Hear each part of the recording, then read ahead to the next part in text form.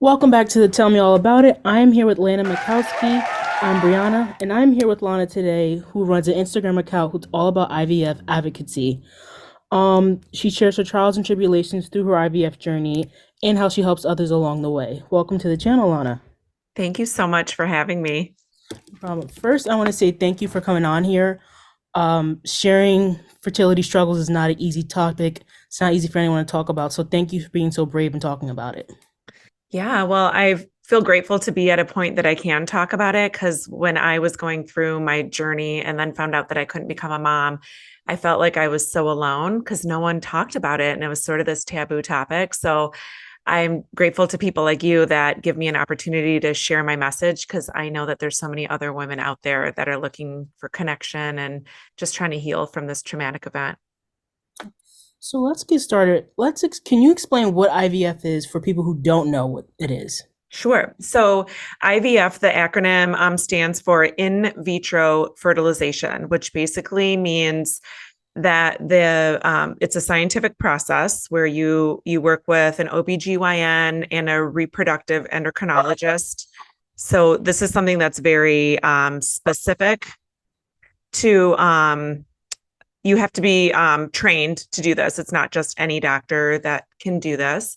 And what happens is there is a medical process, so medications they give you, so you hyperstimulate, so you produce a lot of potential eggs during your cycle. So, like during your menstruation cycle, we naturally produce eggs, but this gives you stimulation to hyper stimulate. So, you create a lot. They extract them from you surgically and then take semen, and with the semen, then hope that the egg and the semen fertilize outside the body. So it's done in a lab and it's a very costly process. Some insurances don't cover it. For example, mine did not cover it.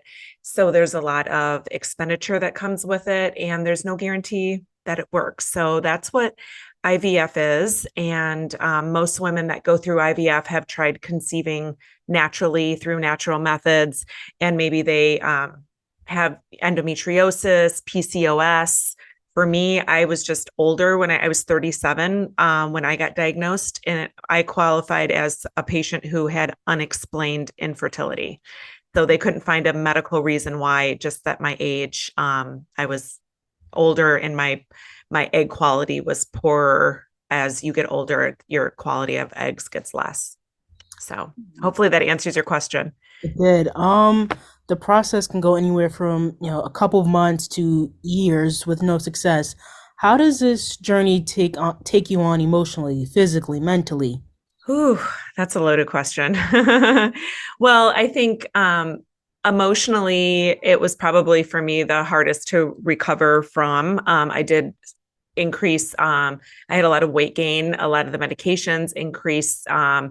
There's a lot of stimulation, to your abdominal area, injections and medication that you have to put in your abdominal area. So I did gain some weight, but it was more the emotional trauma of not becoming or being able to become a mom like naturally, first of all, because I think a lot of us just assume that when our time comes and we want to become parents or become a mom, that we have all the right parts in us and that it should work. So there was a lot to unfold about just dealing with the fact that I thought my body was broken.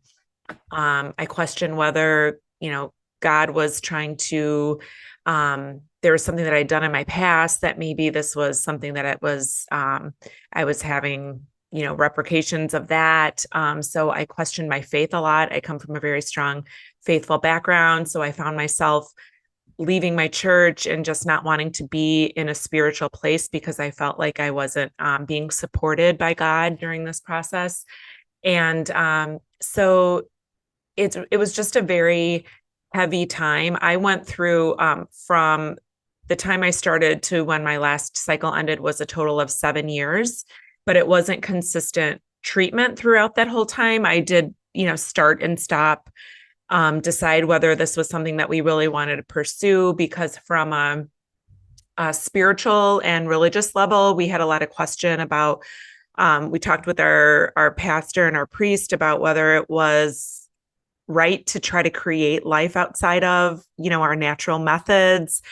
So we got a lot of counseling. So I would say that there was a lot to unpack, really. And I would say most of it was the emotional part about just physically not being able to become a mom naturally.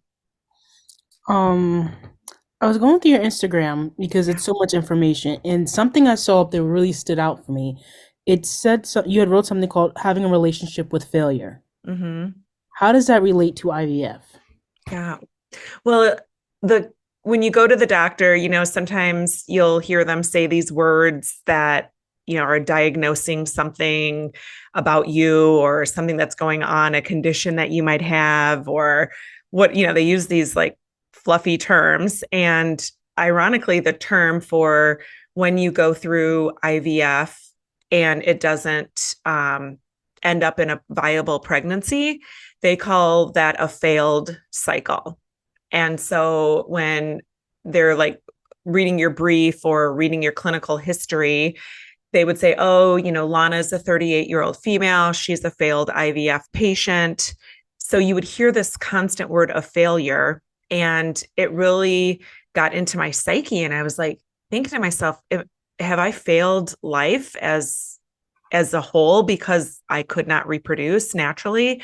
And so I found myself really like attaching this word of failure to me. And before my fertility struggles, I was like a high functioning person. I was never someone who was afraid to go after something or to try something out or, go for a job or try to get a promotion at work. And after my fertility treatments ended and I didn't become a mom, I noticed I was really like refraining from trying to put myself out of my comfort zone because I had had this subliminal belief that I just was a failure and I just didn't want to find more opportunity to not achieve something or to not put myself in a circumstance that I might not get whatever it was that I wanted.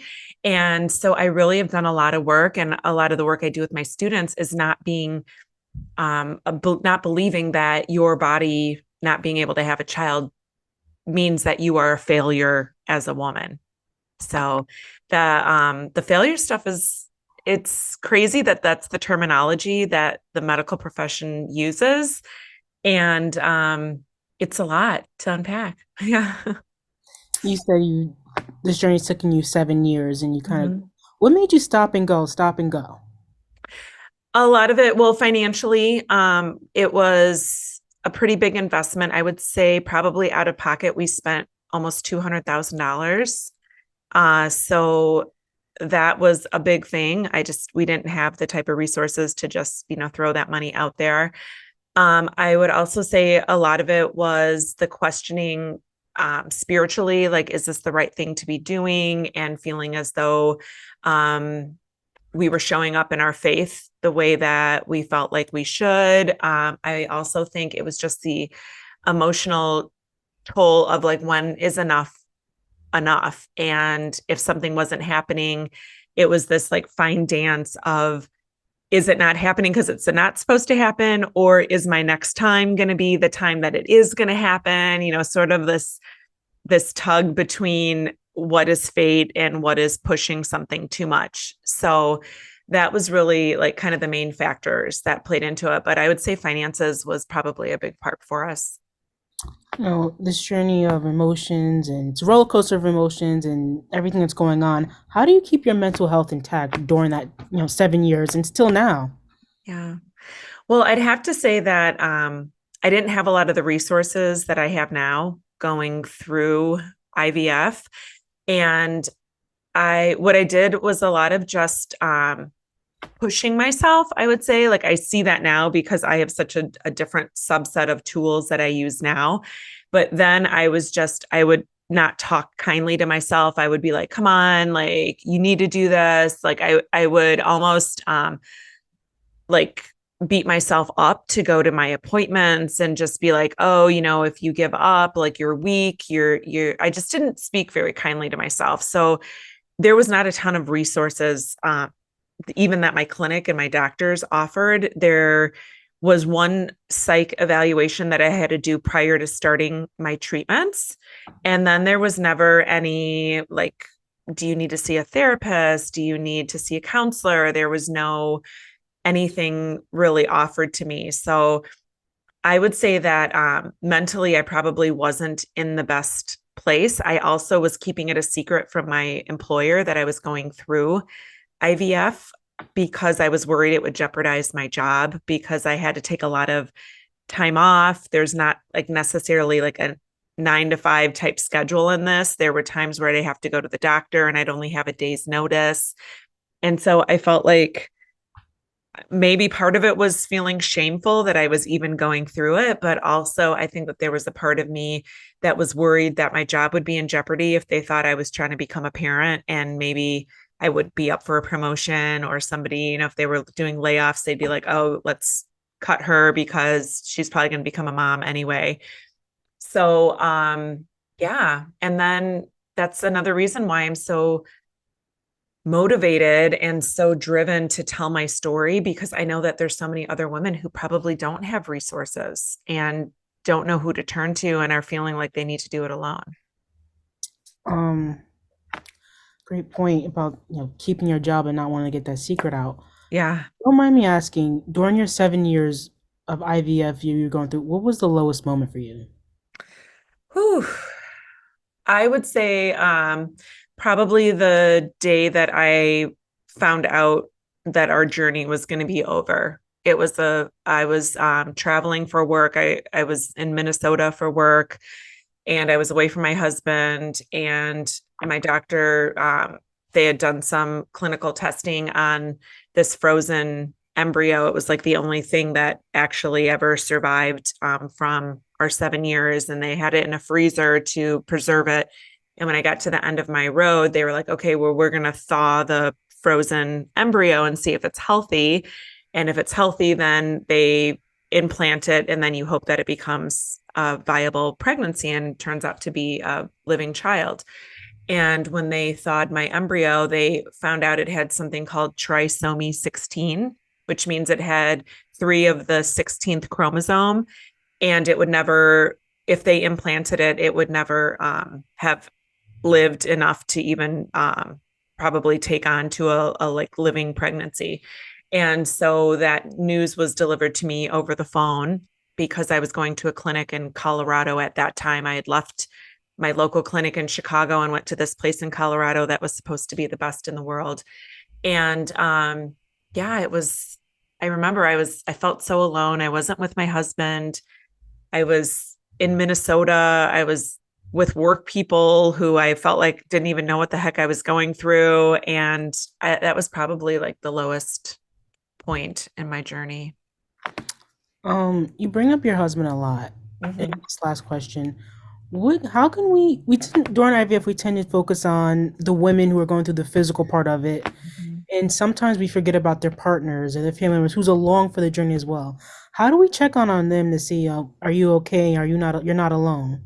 Yeah. Well, I would say I probably didn't do a great job of that when I was going through. Like in retrospect, I never really realized how much it was potentially affecting my husband to not become a dad because, for him, he really wanted to be a dad as much as I wanted to be a mom. And now that I'm on the other side of things, I see how important it is to check in on your partner and say, hey, I know it seems like I'm the one, like as women who have the infertility diagnosis, we feel like we're the ones who created this problem. And if he would have gone off and got some other woman pregnant, like he could have been a dad, but I felt like it was my fault that he couldn't become a dad. And so I feel like I didn't really consider any of that when I was going through it. I just felt like I was sort of the victim and I was the one whose body had to go through all this medication and through all this probing and ultrasounds and daily doctor visits and blood draws and the host of things that come along with IVF. So in retrospect, I feel like I would have checked in with him more and asked him how he was feeling. And knowing my husband, he's extremely selfless, and he probably would have told me he was fine anyway. And he's not really someone to talk about his emotions. Like even today, like if I were to ask him to come on social media with me, he would be like, "Oh heck no, I'm not doing that."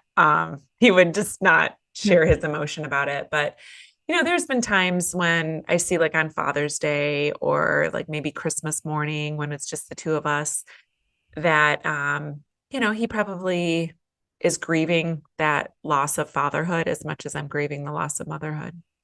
Mm. Yeah. Um, Sometimes when during this IVF journey, we hear people's outsiders say, why don't you just adopt? Hmm. How insensitive is that, or is it not? It's honestly one of the biggest things that I've done work on from like a comment standpoint. So how to interpret other people's words. And it used to really be triggering to me because when I would hear someone say those words to me in my um, uncoached mind, I'm a life coach now, so I feel like I see things in such different perspective. But before I knew what life coaching was and how to manage my mind, when I heard those words offered to me, I used to think that they didn't think I tried hard enough. And so when they offered me this, well, you can always adopt, I would automatically feel like I wasn't deserving of my grief, or that they didn't think my grief was valid, that I couldn't become a mom, and that I didn't try all of my options. And now I've done a lot of work on this personally, because it was such a huge trigger for me. And I've realized that people just want to comfort you. And to them, it's just like when someone passes away, they're like, "Oh, I'll pray for you." And let's be honest, maybe 30% of the people actually remember us when they pray, right? Yeah. So for me, I was like, you know what? That is just their conditioned response to offer something. When you say you have a loss or you have a misfortune, people naturally want to offer you hope. And so I think people who say that might not realize that it is such a trigger because they're coming at it from a sense of like love and comfort. But I can tell you that women who have gone through trying to become a mom or whatever reason, they're childless, not by choice, it may seem like an easy process to just adopt. And we looked into it. We looked into international adoption and some other resources. And there's a lot of barriers that I think people don't realize come into adopting. And ultimately, we just decided that it wasn't the right decision for us. And a lot of it came to like, I just didn't know if I could go through heartbreak again if we were presented with the opportunity to adopt. And then you hear these stories at last minute, they take the child away, or, there's the mom changes the mind. And so there was times that I felt very weak for not being strong enough to mentally overcome that obstacle if it did happen to me. So there's a lot of work that goes around just being able to adapt. Yeah. Um, when someone's going through IVF, like you said, certain things can be triggers. Mm-hmm. Should they stay away from, kids' birthday parties, baby showers, or should those who are asking them be mindful?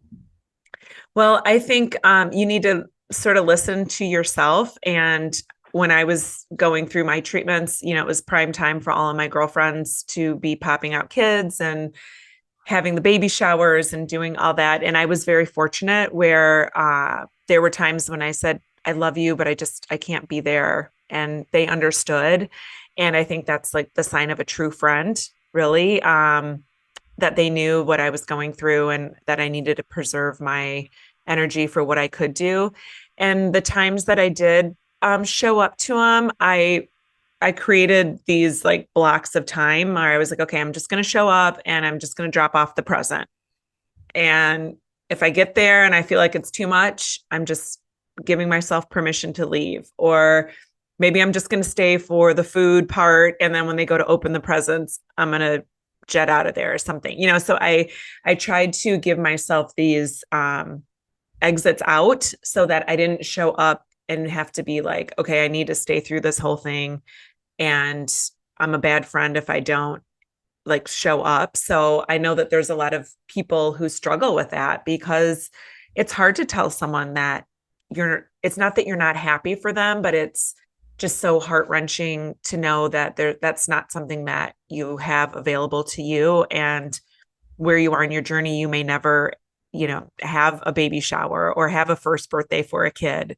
And to have just that belief that your preservation of your emotion is the most important thing.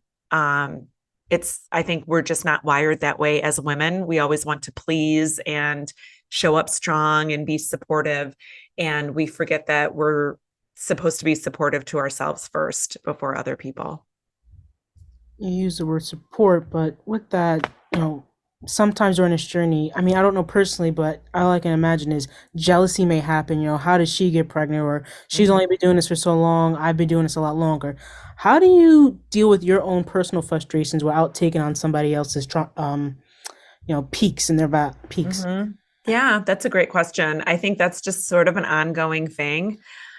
Um, I think that you just have to accept that, God gives us this life and we can either fight for something that isn't ours, or we can start to lean into what is ours and how we want to grow from that. So that's a lot of the work that I do in my community, is not wishing for something that isn't yours. And it's certainly a process, because I think that, we also, it's so easy to judge how other people parent their kids, and, oh, if I had kids, I never would do that to them, or I never would, let them sit on their iPhone for 4 hours so that I could get a good night's, a good nap in the middle of the day, or, whatever these things are. It's a thing that, it's so easy to judge what others have and how they do their thing when you don't live that actual, reality in your own life. So I think it's just a matter of fighting for what you have instead of fighting for something that didn't happen for you.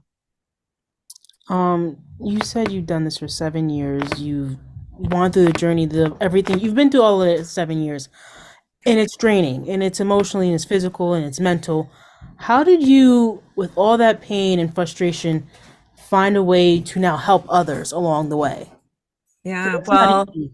it it has, the way I came to becoming a certified life coach was through my weight gain. After my fertility treatments, I had gone on Weight Watchers, and I was really good at, like, counting out my 28 chips so that I got my 3 points, and weighing my food and doing everything I could. And then I'd get to my goal weight, and then I would just start eating again. And so I started listening to this woman's podcast. Her name's Corinne Crabtree, and she has a weight loss community. And I started listening to her, and then ended up joining her community, for weight loss community. And I found out she was a life coach. And in all honesty, I didn't even know, really. I maybe had this idea that life coaching was just somebody who would, like, check these boxes of what you should do and have, like, this awesome life because of it. And so when I joined her community and started thinking about, like, why I was eating food, and why, when I'd get emotional, I would go for comfort foods, or feeling like I needed to clean my plate because it was wrong to throw food out, and, just all these things. And I saw such a transformation in myself physically because of the mental work around it. And then I started incorporating those tools into, like, the story I was believing about myself as someone with infertility and somebody who was going to be childless.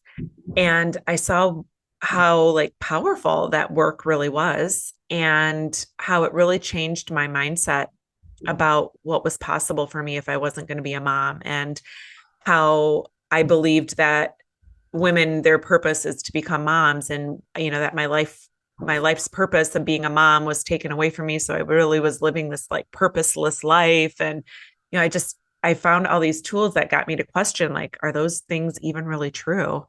And so, yeah, I heard her talk about where she got her life coach certification. And so I Googled, like, life coach school. And then next thing you know, it was like almost within a month, it was an exorbitant amount of money. It was like $21,000 to get certified. But I found that money because I was like, I know that I can make a difference in this community. And I signed up for my life coach certification, and it was a year-long program. And so it was really like seeing the effects of coaching on me, and knowing what a void there was, because I was a pretty resourceful person. And I felt like if there was a coach out there that was helping women like me, like I probably would have found them. And so that's really what like propelled me because I knew that there was a need and I saw myself as like the N of one of people who had made change in their life. And it's amazing to be able to help other women like come to a point in their life that they like think that there's hope again and like a future that feels good. So I'm super excited about it. Mm. You have a podcast called So What? So Now What? How did that start? Well, it started, I was in my life coach certification and I was doing coaching hours because, you had to get a certain amount of like, clinical coaching hours or whatever with people. And this one woman she was doing like practice coaching with me and she was like, you really need to tell your story like on a podcast. And I was like, girl, that seems like a lot of work. Like, I don't know if I got time for that. And she's like, no, like, and she was a realtor and she's like, I have my own podcast. Like, I'm telling you, like, it's not that hard. So I was like, okay. I remember it was like Labor Day weekend. So it was like a 3-day weekend from work. And I was like, okay, it was like the Friday of the weekend. And I was like, all right, by Monday, I am going to figure out how to record, how to create, how to upload. And I did it. It was a challenge and I love me a good challenge. So that's how my podcast started. And I chose the name, the So Now What podcast, because I think there were so many times during my journey where like a door would close and I would be like, so now what? Like, what am I going to do next? Like, what if I don't become a mom? What if, my husband never becomes a dad? Like, what if I die old and alone in a nursing home because I don't have any kids to take care of me? And, just all these things that I had these like questions in my mind about. So, yeah, that's where the podcast started. And I just uploaded my 74th episode today, actually. Yeah. So, I mean, it's very like my podcast is super short. It's like 10 or 15 minutes because it's just me and just, trying to shed light on topics that come up that a lot of people maybe don't feel comfortable talking about because they haven't met other women with infertility. Just I try to give like things that people can work on their own time, like throughout the week, maybe like journal prompts or exercises that they can try to, create some clarity in their mind about who they are, even though they couldn't become a mom. Last question on this topic of IVF. Through your page, you have inspired, you have helped, you have given hope to, women and families who are on this IVF journey. What has your page given you personally? Yeah. Well, for me, it's given me an opportunity to really question who I am as a woman and like what I'm capable of. Because for me, it's almost like giving birth to something like this story of mine and these tools that I've learned and then kind of customized to my niche of infertility. And it's really given me an opportunity to challenge myself and also tell my story publicly, like something that I had so much shame around. I mean, even my mom, like when she listened to my first couple episodes, she was like, honey, I had no clue you were going through all this. Like, I feel like I was a terrible mom, that, I didn't ask more questions and know this. So, like, the ease in which I feel like I live now because I don't worry about like who's going to find out. And, I would notice that like I'd go to church and I'd be like, oh, I don't want to get in conversation with that one because I know she's going to ask me and she's going to talk to this one and blah, blah, blah, blah, blah. And so, yeah, it's been just awesome to just open myself up and be honest and be truthful in who I am. Thank you for that. Yeah. So I do something with all my guests called my bonus question. Mm-hmm. You are from the Windy City, Chicago. Yes. What is one place in Chicago that if I were to visit Chicago, I gotta stop by here and see it? Would it be a bar, a restaurant, a museum? Where is that for you? Well, for me, when I look out my window, I live right by the Maggie Daley Park and like the Bean, if you know that Millennium Park area. So the area I live in is called Lakeshore East. It's, in my opinion, like the most beautiful area because there's a lot of like free outdoor stuff to do. There's beautiful gardens in the summer. There's free concerts at Millennium Park in the summertime. So I'm all about like one of the reasons I love living in a big city is all the free things that you can do and kind of, bring your own picnic, pack your own wine, whatever it is you want to do. So I would say visit Lakeshore East neighborhood and go to Maggie Daly Park and Millennium Park. All right. When I go to Chicago, I know where to go. Yeah, hit me up. We'll hang out. Definitely. Thank you so much, Lana, for All sharing your right. story, giving inspiration to women and family all over. You can check out Lana her Instagram at Lana Manowski. Manikowski. Manikowski. I Thank know you it's a tough one. Manikowski. It's a long last name. for more information on IVF and how to cope with it. You listen to our podcast. So now what? As always, you can follow me on Instagram at Tell Me All About It and make sure you subscribe to the channel. Thank you so much, Lana, for doing this. My pleasure. Thanks for having me. All right. See you guys next time. Bye.